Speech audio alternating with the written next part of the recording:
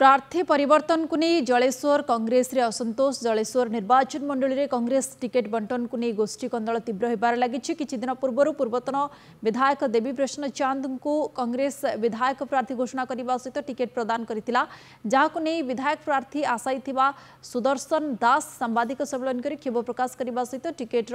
पुनर्विचार पाई दलर शीर्ष नेतृत्व को अनुरोध करथिले। तेबे आज पुणी देवी प्रसन्न चांद परिवर्ते सुदर्शन दास नाम घोषणा करिछि कांग्रेस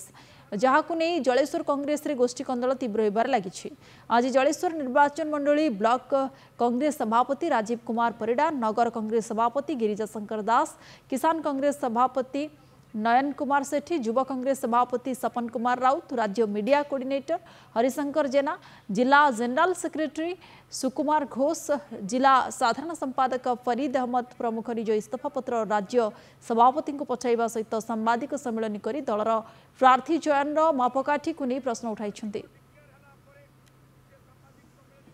सुदर्शन बाबू को जमा भी विरोध करूना आम से डाकीचु जे दल जो बड़ भूल कला जलेश्वर से आम जलेश्वर कांग्रेस तरफ दुख प्रकाश करुँ जे दल जदि क्या गोटे टिकट दे था जन क्या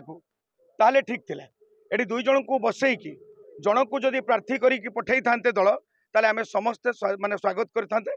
किंतु दल जिते बड़े जनक ना डिक्लेयर करदेला सुदर्शन बाबू जलेश्वर नेता हिसाब से सबुआड़े भाषण कहते आम व्यक्ति बड़ नुह दल बड़ जदि सी प्रकृत में दल को भल पाउथिले ताले सी देवी बाबू जो टिकट डिक्लेयर है आसिक दल काम करते किंतु से दल सहित रहिले नहीं। मो खबर पाइली जे प्रार्थी परिवर्तन करागला कहीं परिवर्तन है से कथा वर्तमान पर्यंत मुझे जाने ना